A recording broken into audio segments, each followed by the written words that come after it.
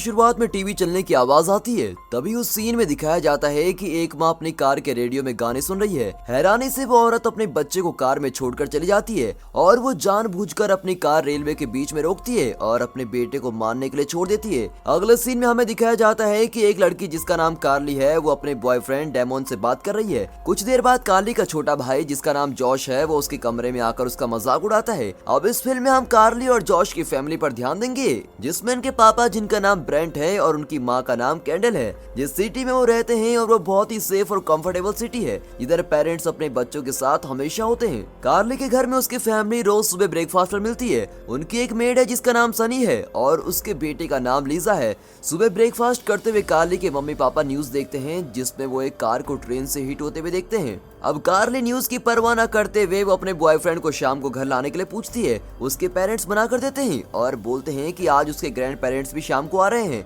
दूसरी तरफ कार्ली को डेट करने की परमिशन नहीं मिलती क्योंकि वो अभी बस 17 इयर्स की है। अब उसकी माँ उसे स्कूल छोड़ने जाती है, पर पूरे रास्ते कार्ली सिर्फ अपने सेल फोन पर बात करती है और अपनी माँ को बिल्कुल इग्नोर करती है। उसकी माँ को लगता है कि कार्ली ने उसकी प्रेजेंस को कभी भी अप्रिशिएट नहीं किया और हमेशा उसे इग्नोर करती रहती है। इधर से हमें पता चलता है कि कार्ली और उसकी माँ का रिलेशन बिल्कुल ही अच्छा नहीं। कार्ली की माँ उसे बताती है कि वो इसके बाद हॉस्पिटल जाएगी और अपनी माँ की दोस्त से मिलने जो कि बर्थ देने वाली है। अब कार्ली को इससे कोई फर्क नहीं पड़ता कि उसकी माँ क्या बोल रही है। अब दिखाते हैं कि जोश जो स्कूल नहीं जाता वो अपना टाइम घर पर स्पेंड करता है। इस फिल्म में क्लियर है कि जोश एक जिद्दी और हाइपर क्रिएटिव बच्चा है। उसकी जिद्दी होने की वजह से उसके पापा के सर पर वो बॉल हिट करता है, लेकिन उसके डैड बहुत पेशेंट है और जोश के साथ मजाक करने के लिए तैयार रहते हैं। अब उसके पापा हमेशा की तरह ऑफिस के लिए तैयार होते हैं। अगले सीन में एक लड़की जिसका नाम रेली है वो क्लासरूम में दिखाई जाती है। रेली एक बुरी लड़की है और कार्ली की क्लासमेट है। अब सीन वापस से कार्ली के घर में शिफ्ट हो जाता है और उधर सिर्फ जोश, सनीन और उसकी बेटी लीजा है। जोश एक शरारती बच्चा है और वो घर में अपने प्लेन्स के साथ घूम रहा है। जोश का टॉय प्लेन टूट जाता है और वो किचन में देखकर शॉक हो जाता है। उसी टाइम कार्ली की माँ रेली की माँ के साथ घूम रही होती है। रेली की माँ उसको बताती है कि कार्ली ने रेली को बताया कि वो कैसे कैंडल के पैसे चुरा लेती है, लेकिन ये सुनकर कैंडल यानी कि कार्ली की माँ को बहुत बुरा लगता है, पर वो फिर भी अपनी बेटी कार्ली को बचाती है। लेकिन जब उन दोनों की माँ एक दूसरे के साथ गॉसिप कर रही होती है तो रेली की माँ उसको गुस्सा दिला देती है। दूसरी तरफ दिखाते हैं कि उनकी बेटियां क्लास में एक साथ पढ़ रही हैं। जैसे ही टीचर पढ़ाने में बिजी होता है तभी किसी का फोन रिंग करता है और फिर एक बच्चे के पेरेंट्स उसे क्लासरूम से बाहर आने को बोलते हैं। अब थोड़ी देर बाद फिर से फोन रिंग करता है। क्लासरूम से बाहर देखकर पता चलता है कि बहुत सारी पुलिस की कार्स उनके स्कूल में आ रही हैं। अब उस कॉल से फिर से किसी एक बच्चे को बाहर आने को बोला जाता है। टीचर और बाकी किसी को भी समझ नहीं आता कि ये हो क्या रहा है। दूसरी तरफ डेमन जो अपना एग्जाम दे रहा होता है वो कैंपस में देखता है कि बाहर बहुत सारे पेरेंट्स वेट कर रहे हैं। अभी तो एग्जाम ओवर होने के लिए 1 घंटा पड़ा है। कार्ली और रेली जिनकी क्लास बस अभी खत्म हुई थी वो देखते हैं कि सारे बच्चे क्लास को छोड़कर जा रहे हैं और वो सब घर जाते हैं क्योंकि उन सबको उनके पेरेंट्स ने बुलाया होता है। स्कूल के बाहर एक माँ है जो फेंस पर क्लाइंब करती है और पुलिस उसको अरेस्ट कर लेती है। स्कूल के गेट पर पेरेंट्स का बहुत ही क्राउड हो जाता है। उसी समय डेमोन जिसने अभी एग्जाम फिनिश किया है वो अपनी आंसर शीट को कलेक्ट करता है और क्लास से चला जाता है। जैसे ही पेरेंट्स डेमोन को क्लास से जाता देखते हैं वो सीधे क्लास में चले आते हैं। अब स्कूल की सिचुएशन बिल्कुल आउट ऑफ कंट्रोल हो जाती है। सारे पेरेंट्स बहुत ही पैनिक करते हैं, जबकि कोई अर्थक्वेक या सुनामी नहीं आई थी, लेकिन वो अपने बच्चों को पता नहीं क्यों बुला रहे थे। अब ये सब और भी ज्यादा पैनिक न करें इसीलिए बहुत सारे पुलिस ऑफिसर स्कूल को गार्ड कर रहे होते हैं। फिर एक माँ अपने बेटे को आवाज मारकर बुलाती है और वो बच्चा भागकर फेंस क्लाइंब करके अपनी माँ के पास जाता है। टीचर उस लड़के को भागता देखकर उसको एकदम से पकड़ लेते हैं, लेकिन जब टीचर और पुलिस उसको पकड़ रहे होते हैं तो वो ज्यादा कुछ नहीं कर पाते क्योंकि उस लड़के को स्कूल के गेट से बाहर जाना होता है। और जैसे ही वो उसकी माँ के पास पहुंचता है उसकी माँ उसको चाबी से मार देती है। फिर पेरेंट्स स्कूल के अंदर घुस जाते हैं और चीजें आउट ऑफ कंट्रोल हो जाती हैं। सारे बच्चे वहाँ एकदम से भागना शुरू कर देते हैं, जिधर उनके पीछे ज़ॉम्बीज नहीं बल्कि उनके खुद के पेरेंट्स होते हैं। कुछ बच्चे जिनको एकदम से पकड़ लिया होता है उन्हें अलग अलग तरीके से मार दिया जाता है। पुलिस भी बच्चों को बचाने के लिए अपना बेस्ट ट्राई करती है पर कुछ भी नहीं होता। अब कार्ली और रेले भाग जाते हैं और उनकी किस्मत उनके साथ होती है कि उनके पेरेंट्स अभी तक स्कूल नहीं पहुंचे थे।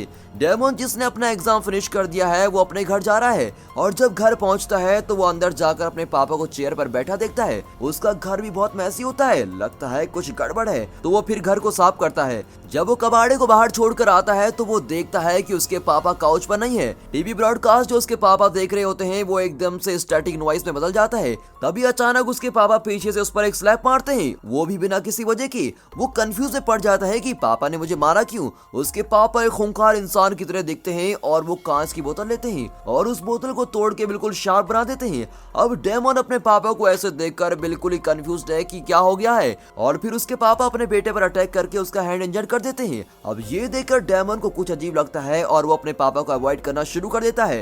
डेमन के पापा जो उसके पीछे होते हैं वो एकदम से गिर जाते हैं और उनकी गर्दन में वो कांच की बोतल चुभ जाती है। डेमन अपने पापा की हेल्प तो करना चाहता है पर उल्टा उसके पापा उसको मारने की कोशिश करते हैं। दूसरी तरफ कार्ली की माँ जो रेले की माँ के साथ है वो कार में रो रही होती है। उसे उसकी बेटी का बिहेवियर याद आता है जिसमें उसकी बेटी उसे बुरा दिखाती है। कुछ देर बाद कैंडल को उसकी बहन का कॉल आता है जो बर्थ देने वाली है। अब कार्ली और रेले जो स्कूल से आ गई हैं वो रेले के घर पर स्टे करने का प्लान करती है। रेले की लाइफ स्टाइल से पता चलता है कि उसे ड्रग्स लेने की आदत है।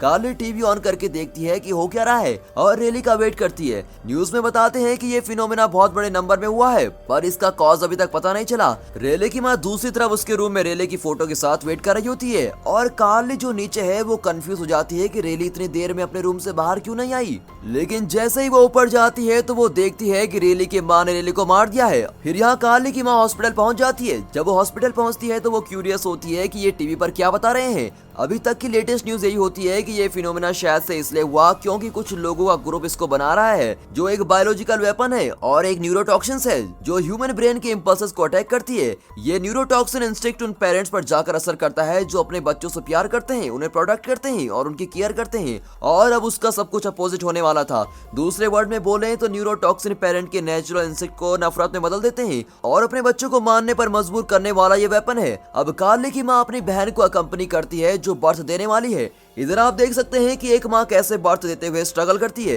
इतनी स्ट्रगल के बाद फाइनली एक बच्चा दिखता है और एकदम से रूम के मॉनिटर स्क्रीन पे स्टैटिक नॉइज में ब्रॉडकास्ट होती है। उस बच्चे की माँ जो पहले इतनी खुश थी अब वो एकदम से वायलेंट हो जाती है और वो भी बिना किसी वजह के। वो जानबूझकर अपने बच्चे को टाइटली हक करती है ताकि वो सांस न ले पाए और मर जाए। अब ये सब देखते ही कार्ली की माँ एकदम से बच्चे को अपनी सिस्टर से ले लेती है। उधर जो डॉक्टर होते हैं वो भी बच्चे को बचाने में हेल्प करते हैं। फिर उस बच्चे की माँ एक कटर लेती है और बच्चे को स्ट्रैप करने का ट्राई करती है। बड़ी मुश्किल से कार्ली की माँ फाइनली बच्चे को ले लेती है लेकिन वो बच्चे को छोड़ने का नाम ही नहीं ले रही होती है और अभी भी उसको मारने का ट्राई करती है। अब सीन कार्ली पर शिफ्ट होता है जिसने अपनी फ्रेंड की मौत देखकर भागने का प्लान बनाया होता है और वहाँ से भाग रही होती है। तभी वो देखती है कि एक फादर अभी अभी अपने बेटे को बेसबॉल से मार कर आ रहे हैं। अब कार्ली उस फादर को देखकर बिल्कुल ही डर जाती है लेकिन उसका लक अच्छा होता है कि तभी उसके पीछे डेमन आता है। अब उसके बाद डेमन और कार्ली जोश को बचाने का प्लान करते हैं जो अभी तक घर पर है। अब सीन कार्ली के फादर पर शिफ्ट होता है जो बहुत टायर्ड है। उसे अपनी वाइफ से कॉल आता है पर वो इग्नोर कर देता है। उसी समय ऑफिस का टीवी स्टैटिक नॉइज ब्रॉडकास्ट में शुरू हो जाता है और कार्ली के फादर एकदम से चिल्लाते हैं। कार्ली की माँ जो अभी भी हॉस्पिटल में थी वो कंफ्यूज हो जाती है कि उसके हस्बैंड ने उसका फोन क्यों नहीं उठाया। थोड़ी देर बाद एक नर्स उसको बताती है कि उसकी सिस्टर को ड्रग दिए गए हैं और इसीलिए अब वो वायलेंटली बिहेव नहीं कर पाएगी। नर्स उसको कहती है कि इस बेबी को हॉस्पिटल में रिटर्न कर दो पर कार्ली की माँ मना करती है क्योंकि वो बच्चे को बचाना चाहती है। अब आखिर में वो बच्चे को हॉस्पिटल में दे ही देती है। अब और भी स्कैरी चीज बेबी के रूम में ये होती है कि उधर और भी पेरेंट्स होते हैं जो अपने बच्चे को घूर रहे होते हैं। वो उन्हें इसलिए नहीं देख रहे थे कि वो हैप्पी हैं बल्कि इसलिए देख रहे थे क्योंकि वो उनको मारना चाहते हैं। उस टाइम कार्ली की माँ एकदम से सनी को कॉल करती है जो घर पर है। वो पूछती है कि सब ठीक है। सनी बोलती है कि सब ठीक है और कार्ली की माँ को लगता है कि उसका हस्बैंड उससे पहले घर पहुंच जाएगा इसलिए अब वो घर के लिए निकल जाती है। डेमन और कार्ली घर के सामने सनी की कार को पार्क देखते हैं। जब वो एंटर करते हैं तो वो सिर्फ सनी को किचन फ्लोर पे मॉपिंग करते हुए देखते हैं और सनी कंफ्यूज हो जाती है कि कार्ली इतनी जल्दी स्कूल से घर क्यों पहुंची। वो कार्ली को बोलती है कि तुम वेट करो, मैं तुम्हारे लिए लंच प्रिपेयर करती हूँ। अब कार्ली टाइम वेस्ट नहीं करना चाहती इसलिए वो सीधा पूछती है कि जॉश कहाँ है। ये सुनकर सनी बताती है कि जॉश अपने रूम में है। तभी कार्ली एकदम सरप्राइज हो जाती है जब वो मॉप देखती है जो सनी स्क्वीज करती है और उस पर खून लगा होता है। यानी कि साफ साफ पता चल जाता है कि सनी ने अपनी बेटी लीजा को इस किचन में मार डाला।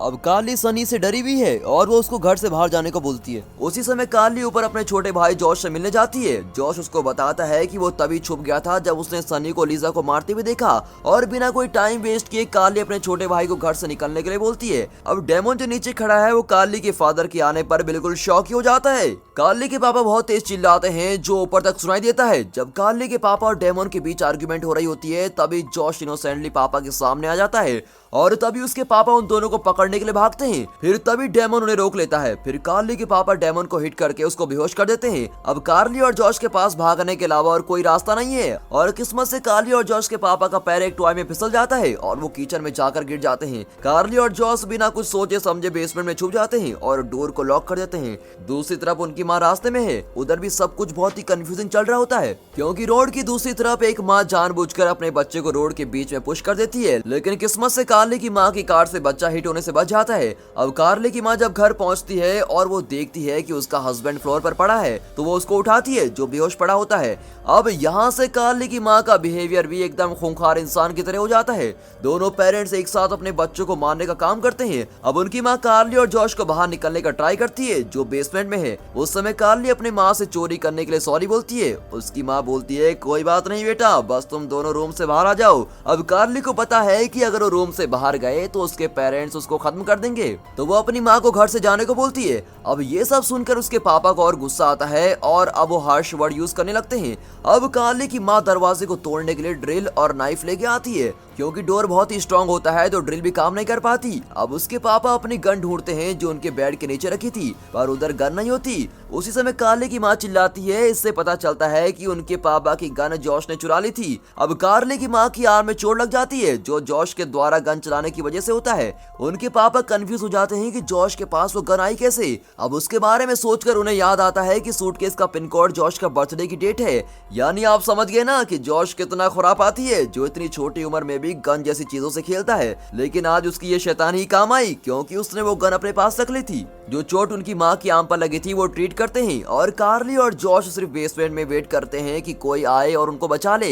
लेकिन उनके पेरेंट्स के पास दूसरा प्लान होता है। वो बेसमेंट में गैस लीक करने का प्लान करते हैं कि वो दोनों बच्चे ब्रीथ नहीं कर पाए। और जब उसकी माँ गैस होस को खींचती है तभी वो कूड़ेदान के डब्बे में देखते हैं कि वहाँ से स्मेल आ रही है। उस डब्बे में देखते हैं तो वहाँ पर लीजा मरी पड़ी होती है और बिना कुछ सोचे वो होस को बेसमेंट के एयर वेंट में डाल देती है। इसके बाद कार्ली के पापा गैस को ऑन कर देते हैं। अब डोर के सारे होल उसकी माँ ब्लॉक कर देती है। कार्ली अब कंफ्यूज है कि उसके पेरेंट्स क्या करना चाहते हैं। कार्ली डोर के होल तक पहुंचती है। उसकी माँ जैसे ही कार्ली की फिंगर देखती है तो वहाँ पर नाइफ को चुबा लेती है। अब उसके पेरेंट उन दोनों के चिल्लाने का वेट करते हैं। वो चाहते हैं कि उन दोनों के बच्चे आराम से मरे और वो रात होने का आराम से वेट करते हैं। अंदर जॉस और कार्ली को सांस लेने में बहुत ही तकलीफ होती है। तभी कार्ली को एक वेंट मिलता है जिससे वो रूम से भाग सकें और भागने से पहले वो एक ट्रैप बनाने का सोचते हैं। उन्हें उस रूम में मैच बॉक्स मिलता है, उससे वो ट्रैप बनाते हैं और वो ट्रैप ऐसा होता है कि जब उनके पेरेंट्स डोर ओपन करेंगे तभी वो मैच रब होगी और बिल्कुल एक्सप्लोड हो जाएगा क्योंकि वहाँ रूम में तो गैस भरी है। जैसे ये सब कुछ हो गया वो दोनों वेंट की तरफ भागते हैं और जोर से कफ करते हैं।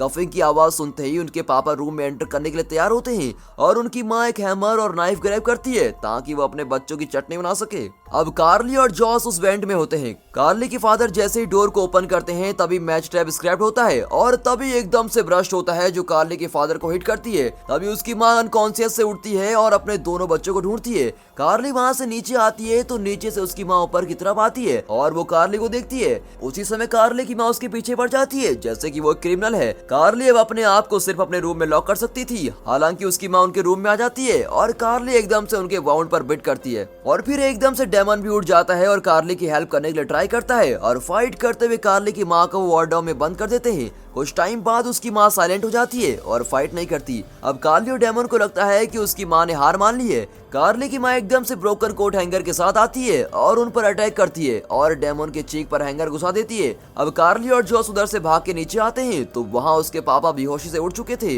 लेकिन तभी किस्मत से दरवाजे पर रिंग बजती है। तभी कार्ली की माँ को याद आता है कि आज रात तो कार्ली के ग्रैंड पेरेंट्स उनके घर में आने वाले थे और जब उसके पापा डोर ओपन करते हैं तो उनकी मम्मी उनके फेस पर पेपर स्प्रे कर देती है। तभी कार्ली के ग्रैंडफादर उसके फादर को नाइफ से मारते हैं, हालांकि कार्ली के फादर जॉस को चेस करते हैं। इधर वो एक दूसरे को चेस करते हैं। तभी पैनिक जॉश अपने पापा की फेवरेट कार में जाकर छुप जाता है।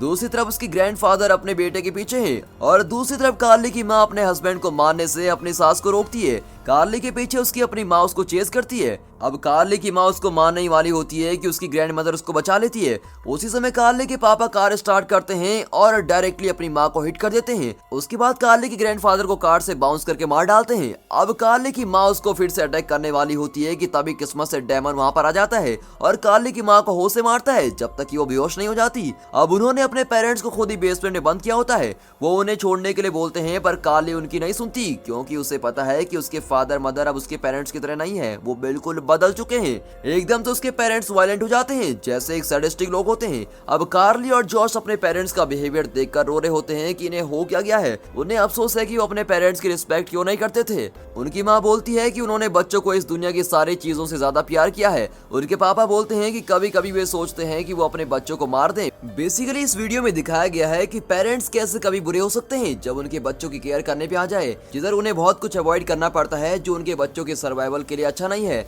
लास्ट सेंटेंस में जो कार्ली के पापा ने बोला था कि कभी कभी पेरेंट्स को थॉट्स आते हैं लेकिन रियलिटी में वो ऐसा कुछ भी नहीं करेंगे। लेकिन दोस्तों पूरी मूवी में पता नहीं चलता कि ये फिनोमेना कहाँ से आया और किसने इसको बनाया, लेकिन कहीं ना कहीं इसका कनेक्शन उस टीवी ब्रॉडकास्ट पर होने वाले स्टैटिक नॉइस से था। जैसे ही वो नॉइस टीवी पर आ रहा था पेरेंट्स बिल्कुल ही वायलेंट हो जा रहे थे। और दोस्तों इसी के साथ ये मूवी यहाँ पर खत्म होती है। दोस्तों मूवी आपको कैसी लगी कमेंट करके जरूर बताइएगा और दोस्तों इस वीडियो को एक लाइक और चैनल को सब्सक्राइब जरूर कीजिए और हाँ साथ में अपने फ्रेंड सर्कल में इस वीडियो को शेयर जरूर कीजिए क्योंकि ये मूवी बिल्कुल ही अलग है। And finally thanks for watching.